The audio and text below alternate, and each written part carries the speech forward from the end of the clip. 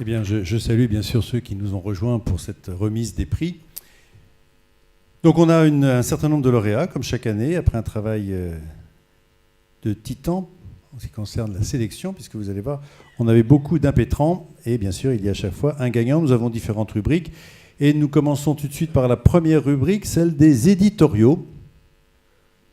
Donc, il y avait différents thèmes qui avaient retenu l'attention. Générique, 2 ou 3 choses que je sais d'eux par Jean-François Bergman. Et c'est un papier tout à fait passionnant que je vous encourage à lire sur les génériques parce que ça supprime un certain nombre d'idées reçues. Ça permettra de répondre en particulier aux patients qui s'interrogent là-dessus.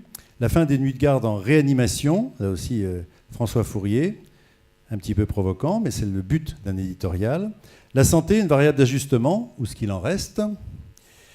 Les nouveaux anticoagulants oraux, ça on ne pouvait bien sûr pas y couper. Les NACO, jamais content. Jean-François Bergman, avec le même esprit toujours. Et puis, recommandations pour le diabète de type 2, innovation, recyclage hasardeux. Là aussi, Jean-Pierre Vallée et Yves Lenoc analysent ces dernières recommandations. Et puis, eh bien, le premier prix, celui qui a retenu l'attention, l'éditorial de André Grimaldi. Faut-il encore une fois réformer les études médicales? Sous vos applaudissements, André Grimaldi.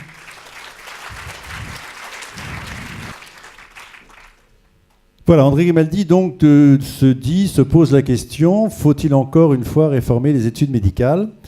On va tout de suite vous donner le prix parce que ça va être beaucoup plus facile. Voilà. Dans cet éditorial, en fait, c'est presque un ministre de la Santé qui parle. Est-ce qu'un jour André Grimaldi sera ministre de la Santé? Sûrement. En fait, l'analyse est assez intéressante puisqu'il dit on peut toujours réformer bien évidemment, mais on n'a pas identifié quels étaient les problèmes, et en particulier les problèmes concernant le mode de sélection et d'évaluation des étudiants et des enseignants. Ça veut dire quoi? Je connais André Grimaldi, vous lui donnez un micro, vous revenez le lendemain. Oui, ça c'est un premier problème, c'est cette histoire de sélection en médecine qui n'en finit pas. Mais au fond, si on fait une réforme des études médicales, il y a 2 questions clés qu'il faut se poser.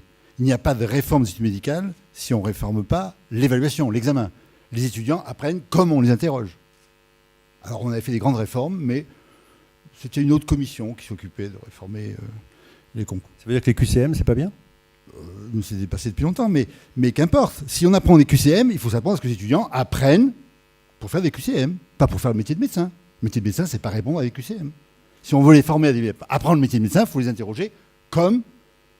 Voilà. La deuxième grande réforme, c'est qu'on ne fait pas de réforme des études médicales si on ne fait pas de réforme des enseignants. Et ça renvoie à un grand sujet qui est la grande réforme de 58. Hein, la réforme Debré, le grand, Robert. Celui des CHU. Voilà. Alors cette réforme a été fantastique pendant 25 ans. Et depuis, c'est ces aspects négatifs qui dominent. Coupure de l'hôpital avec la ville, rançon du plein temps, relativisation de la médecine générale et de la santé publique, ce que dit Robert Debré lui-même en 71, on ne tient pas compte. Coupure entre les hospitaliers et les hospitalo-universitaires, et puis relativisation, marginalisation du sens clinique, du soin et de l'enseignement, au profit de la recherche et essentiellement de la publication. Alors, ça est dit en 96. Je remercie le jury de son sens de l'actualité parce que l'édito que j'ai écrit aurait pu être écrit en 96. Lors du grand colloque de Caen, mené par Gérard Lévy et Dossé, et puis Grémy. Hein, il avait fait un colloque qui expliquait ça très bien. Alors, en France, c'est la preuve qu'on a beaucoup de mal à réformer. On préfère les révolutions ou les convulsions. Hein, bon, réfléchissez, le système de santé a changé à la Libération, 45, naissance de la 4e République. En 58, fin de la 4e, naissance de la 5e, et donc plein d'espoir pour tout le monde, puisqu'on annonce la mort de la 5e et bientôt la 6e. Donc je pense qu'il y aura une grande réforme qui arrive. Pourquoi est-ce que les ministres n'arrivent pas, et on ne va pas parler de Marisol Touraine forcément, mais pourquoi les ministres n'arrivent pas à faire ce qui est écrit partout, sur la réforme de l'hôpital en particulier? André Grimaldi, vous savez, c'est quand même l'avocat fondamental de l'hôpital. Pourquoi est-ce que tous ces ministres qui ont forcément vos notes n'arrivent pas à le faire? J'ai compris, je vais vous le dire. Ah oui, on attendait ça. J'ai participé à 2 ans et demi de commission, là. Alors, en France, quand on veut faire une réforme, on met tous les lobbies autour de la table et on cherche un consensus. Alors, par exemple, on arrive à une formule ensuite consensuelle qui est service territoriale de santé au public. Donc déjà la formule, vous voyez que c'est compliqué, quoi. Hein. Qui n'est pas, d'ailleurs, auquel le public n'a pas accès. C'est pas ça le but. Donc tous les gens sont d'accord. Donc lorsque le rapport va être remis à la ministre, tout le monde dit bravo, quelle synthèse. Alors la FHP, la FHF, les libéraux, les hospitaliers, tout, super. Bon, on remet ça. Enfin, André Grimaldi, il dit pas super.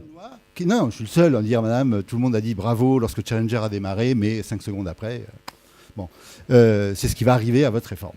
Bon, Vous êtes encore invité ? Oui, cher d'alibi. Voilà, on cherche le consensus au lieu de chercher le dissensus.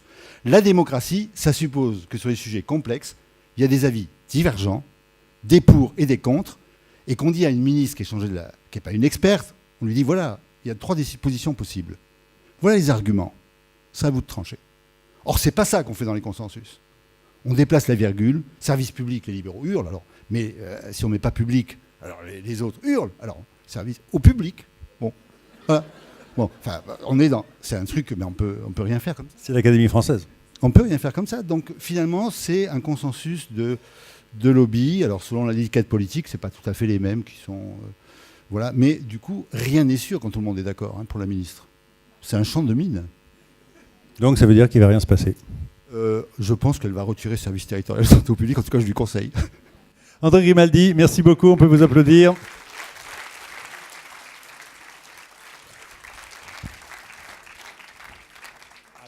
N'oublions pas, vous avez chacun, bien sûr, tous les prix ont droit à la photo officielle, bien évidemment.